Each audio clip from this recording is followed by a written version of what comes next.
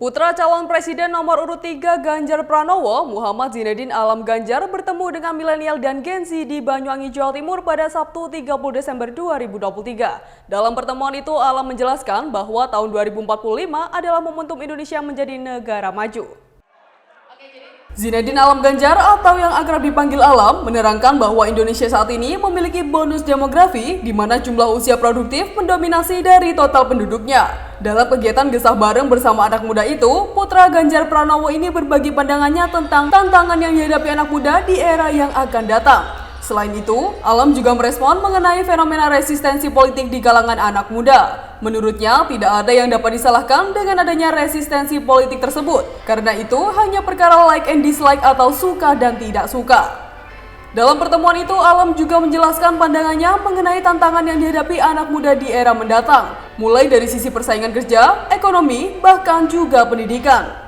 Meski topiknya sedikit membahas politik, Alam tidak menyinggung soal ayahnya yang maju sebagai capres di pemilu 2024. Ia membebaskan anak muda memilih sesuai hati nuraninya. Banyuwangi dalam rangka kita mengkonsolidasi pemilih milenial dan Gen Z. Sebenarnya ini program kita jauh-jauh hari, sudah lama kita bukan hanya menjelang pada pemilu aja, karena kita menyadari besok itu di pemilu 2024 pemilih milenial Gen Z juga cukup banyak kan gitu. Maka kita menyadari itu dan kita konsolidasi. Sebelumnya ini rangkaian dari kita membentuk acara komunitas juang dan sebagainya. Oke. Berarti targetnya ini anak-anak muda ya? Oke, kita menyadari itu jauh-jauh hari sudah anak muda. Supaya paham politik, jadi berpolitik dengan cara dia kan paham. Gitu. Oke. Ini kan ada kedatangan Alam Ganjar ya? Ya. Alam Ganjar di sini sebagai apa? Ini kebetulan aja. Jadi kebetulan karena Alam Ganjar lagi rekreasi di Banyuwangi, ya kita ajak aja untuk ikut ya. Mungkin dia punya motivasi, bisa memberikan motivasi pada anak-anak muda mengenai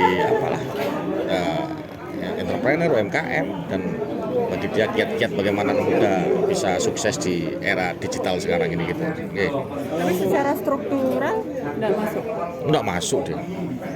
Tapi terlibat dengan kayak promosi gitu nggak sih Pak Alam Ganjar ini?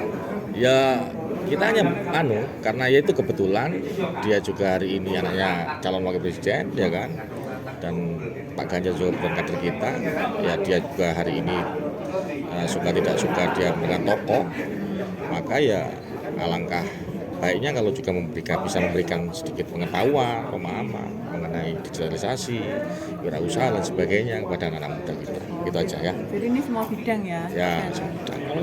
Ya. Nah, ada Mas Adnan, ada Mbak Rahel yang 21 ya kan. Ada Mbak Dea, ada Mbak Putri Ayu, ada Bagus. Banyak. Dan ada Andiko di bawah 30 itu semua. Pak, banyak. Untuk konsolidasi ini mungkin imbauan atau pesan atau harapan mungkin untuk kader-kadernya PDI? Ya, kader-kader PDI Perjuangan hari ini harus tanggap terhadap situasi dan kondisi. Bahwa situasi dan kondisi hari ini pemilih kita ini banyak anak muda. Maka bagaimana kita mengikut andilkan mereka untuk bisa berpolitik tapi dengan cara mereka, tanpa menghilangkan dari ideologi PDI Perjuangan sendiri gitu. Bahwa kita adalah partai yang punya ide, karakter, kebangsaan yang kuat, tetapi hari ini bagaimana caranya pemuda bisa andil dalam politik itu dengan cara yang gembira, tapi ya harus berwawasan karakter kebangsaan yang kuat. Ada itu fondasi kita bernegara itu. Oke? Siap. Terima kasih Pak Masih. Secara tersirat, dialog Alam ini menjadi sinyal penguat bahwa pasangan Ganjar Mahfud tengah bekerja keras membidik suara milenial dan Gen Z, khususnya yang ada di Banyuwangi.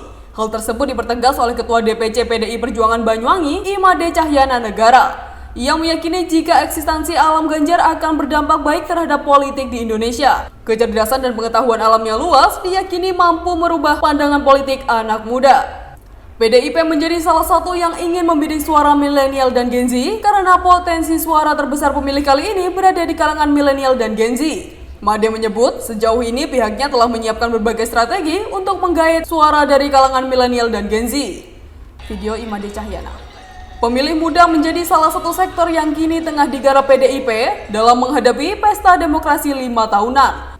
Mereka ingin menjadikan anak muda sebagai subjek politik. Oleh sebab itu, Made optimis PDIP akan meraih banyak simpati dan suara dari kalangan anak muda. Dari Banyuwangi, Jawa Timur, Adi Tama, National TV melaporkan.